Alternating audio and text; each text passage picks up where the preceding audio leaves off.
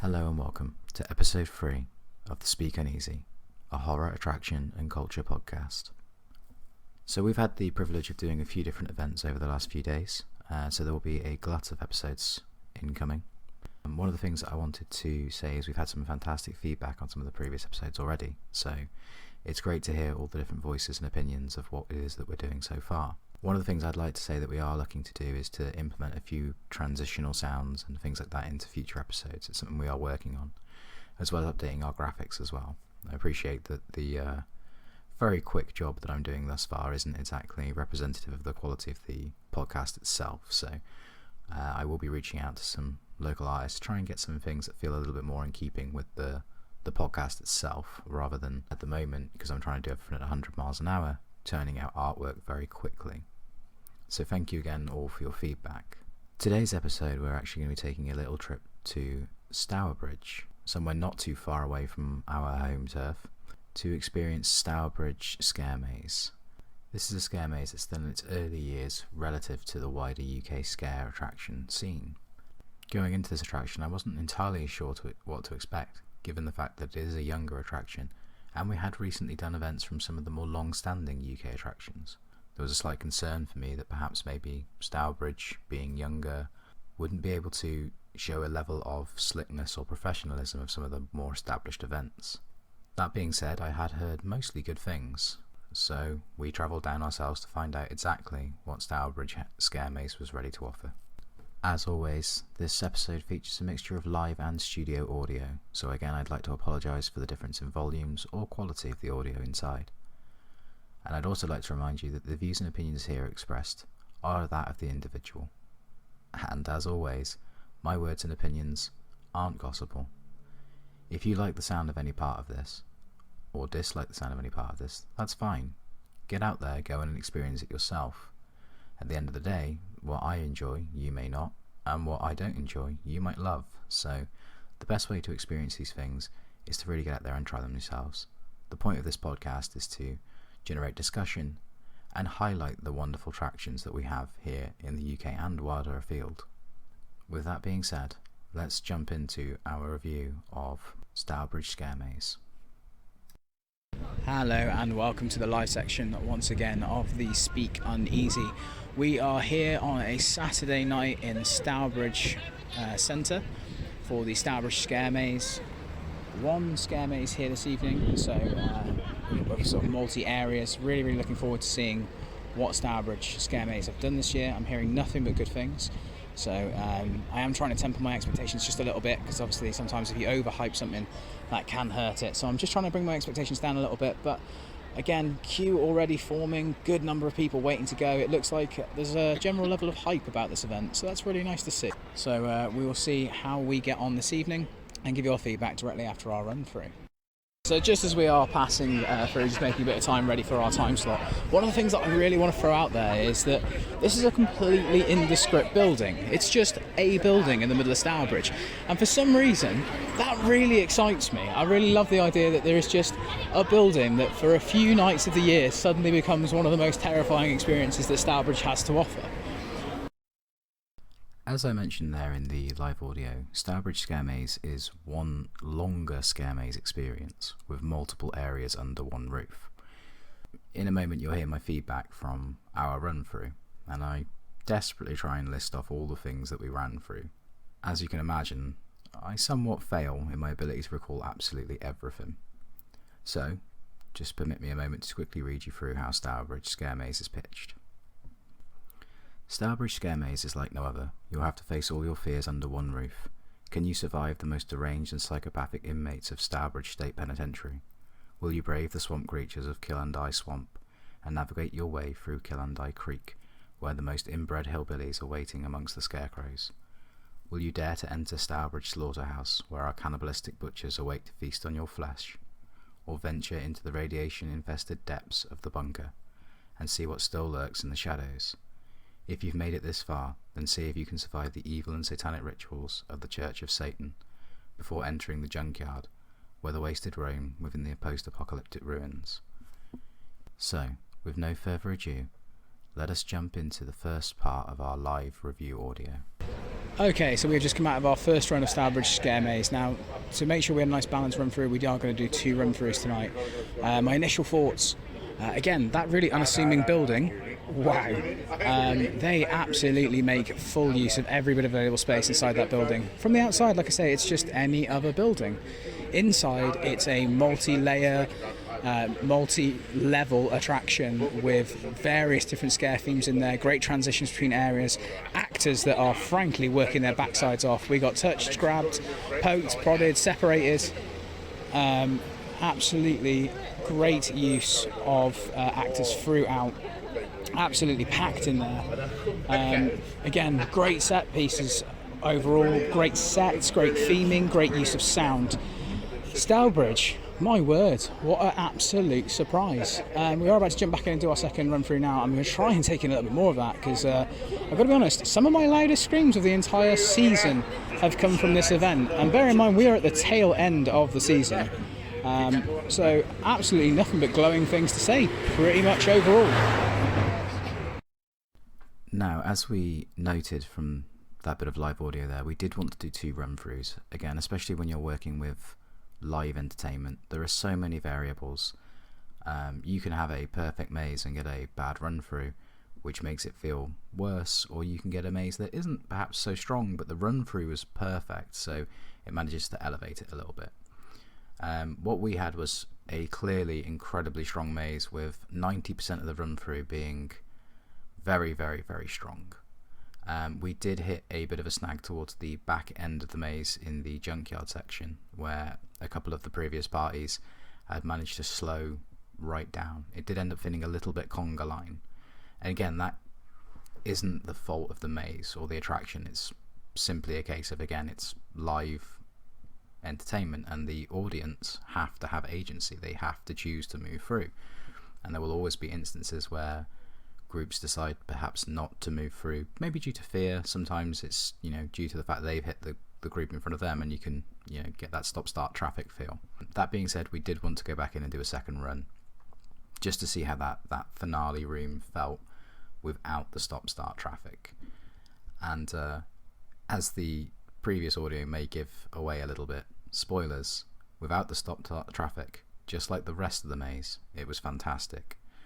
So here is the section of audio from our second run through, and I'll give you a few extra thoughts after that just to close this one off. Okay, so we've just come out of run through number 2 of Stourbridge Scaremaze. You know what, I'm going to have to admit something. When I first pulled up, like I said, the building itself is kind of unassuming. It's just a big brick building in the middle of Stourbridge. What I've just gone through twice are 2 incredible runs of one of the most interesting mazes I think I've done thus far. I came into this being like, oh, it'll be a nice night out, and surprisingly I've got one of my top 10 mazes. This is great. It's visceral, it's fast, it's touchy without being too much. So again, it is a visceral maze. Like, there is touching, it will feel quite scary, but every actor in there knows exactly what they're doing in terms of balance, of giving you enough pressure to give you a little startle without ever making you feel like, actually, am I in legitimate danger? And that takes a real amount of skill and balance as a scare actor. So all I can do is continuously tip my hat. Every single section and zone in the maze feels cool, of which there are plentiful. There are bayou feeling areas where you end up in almost like treetop feeling zones. There are cult worship. There is, my word, there's so much to take in. Bear with me 1 second. Literally almost anything that you could imagine is going to be in there is in there. And again, with it being such a strong and varied lineup, I can't help but want to sing its praises. All of the staff here have been fantastic. The front of house staff are incredibly polite, and that seems like maybe a weird thing to bring up for a scare maze, but actually it makes a massive difference. We have done some other events, which I won't name, where the people working the front have been a little less polite, a little less keen to build that sense of joy or frivolity. again, at the end of the day, everybody in that line wants to get the pants scared off them, but they want to smile while they're doing it. And I think that, honestly, Stourbridge Scaremaze, their staff know that, and everyone was welcoming and greeting me. And as soon as you walk through those doors, you're fair game. And my word, for what is, we estimate approximately 25 minutes for a run through, where there isn't a huge amount of dead zones. Now, don't get me wrong, there are moments where you can catch your breath, certainly, but they don't feel dead. They feel like they're just letting you have a breather to reset yourself for the next set of great interactions. I can't sing the praises of this maze enough. I have laughed, I've legitimately screamed, probably the loudest that I've screamed in any maze this year, or possibly ever, in that maze. What an outstanding and an astonishing effort. Stourbridge Scaremaze, please, please, please, do not be a stranger. I am more than excited to see what you do for 2023. Honestly, one of the highlights of my 2022 season, and I cannot stress that enough. So, as you can hear, again, another fantastic run through. One of the things I realised I didn't cover in the audio there is that although there are multiple different zones to the maze, it never felt jarring to transition through them. I think there were a lot of thought and consideration put into how do we move you from a penitentiary to a swamp? How do we move you from a swamp to cannibals? Like, how does everything feed into itself? And I think they do a very good job of never making that feel jarring. The actors inside their specific zones stay very true to their characters, and every single actor manages to embody the area that they're in. This, again, further waylays the fears of zones not feeling identifiable or starting to muddle or feel jarring when you transition. Another thing I'd like to shout out with the actors is, how do you guys do this? There were multiple moments where I had no idea there was an actor near me. Every deployable trick that can be done was done in that maze. Drop down sections, crawl spaces where you lure yourself into a false sense of security, hands from above, below, left, right, good jump outs consistently. It just felt like the actors were having a great time. They felt like they really enjoyed the environment that they were given to work in, and that showed in a lot of creative and fun scares. Again, I don't think I've ever walked into a Scaremaze room looking up just in case before, so I can't help but want to sing out the praises of the environments and the actors that work within them. A really great mesh between clear, concise set design and incredible, inventive, energetic actors. This maze is a beautiful maze to walk around. There's no doubt of that. The sets themselves are lovely, and as I've mentioned previously, a good maze with bad actors is still pretty, and a bad maze with good actors can be good, but what we're dealing with here is a good maze with some great actors, and that just is a recipe for pure joy. Every single room, every single stop-start section of the maze brings a new sense of fun and fear with it. I also mentioned that there weren't very many dead spots in there, which is true. Even the areas where you didn't have actors, it was A, to give you a breather, and B, managed to keep its tension. Every turning of the corner felt just that little bit more nervous as you went through, and I think that's one of the things that I really want to sing out for Stourbridge Scaremaze. The sense of pacing and use of actors was legitimately top tier. In fact, almost everything about this maze was legitimately top tier. I can't help but want to go back. I can't help but be excited about the future of Stourbridge Scaremaze, because it's already working off such a strong foundation now. Again, everything from the maze to the actors, right the way back out to the front of house staff, everything feels great, which I'm going to elaborate a little bit more on now. Something else I also wanted to expand on there that I mentioned is the staff. There's a lot of things that people don't typically think of when they do reviews, and I realised that somebody asked me a question of, can I get to the loo before I go? I thought, what an interesting question. It's something I hadn't really considered, but actually it makes a massive difference knowing that you can find loos nearby. You know, what are the staff like? What's the event like, rather than just the mazes? So with that, I'd like to add, yes, there is a loo nearby. It's right next to a shopping centre, so you can pop to the loo if you need to, as a quick side note. And also the staff.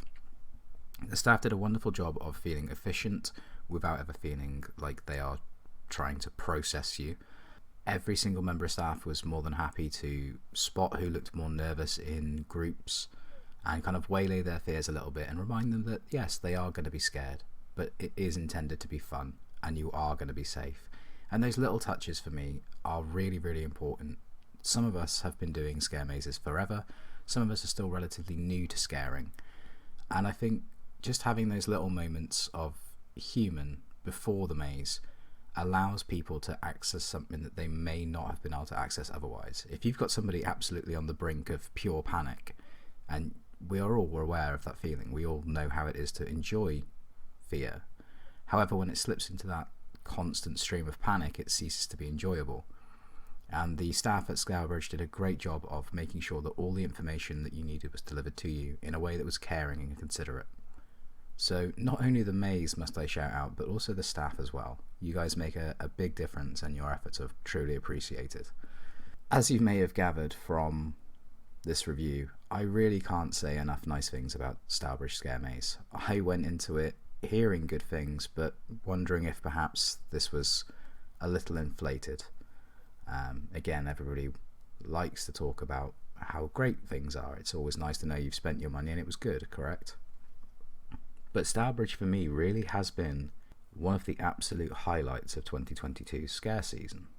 A completely unassuming building in the middle of a town centre, which is absolutely ram-packed with great sets, great sound, great actors, and people who have come together and made something truly quite special. There is zero doubt in my mind that 2023 will find me in Stourbridge with a smile on my face, absolutely ecstatically waiting to find out what's behind those doors this time. Thank you very much to Stourbridge Scaremaze. For full disclosure, we purchased our tickets, so the reviews that you're hearing, especially in these early phases, are all going to have been real money spent by real people, and Stourbridge Scaremaze was definitely worth every single penny. So thank you very much for listening to today's episode. I hope once again you've enjoyed yourselves. If you have enjoyed it, please feel free to do all the things that help this grow. Tell your friends, share it around on social media, hit the follow button on whatever platform it is that you're listening to us on. And if you didn't enjoy it, or more precisely, I guess, if you sort of enjoyed it but there were things we could improve or things you'd like to hear, feel free to email us at thespeakuneasypod@aol.com or find us on Instagram or Twitter at thespeakuneasy. Thank you again for choosing to spend some of your time listening to this podcast. We really do appreciate it. And as always, take care and stay scared.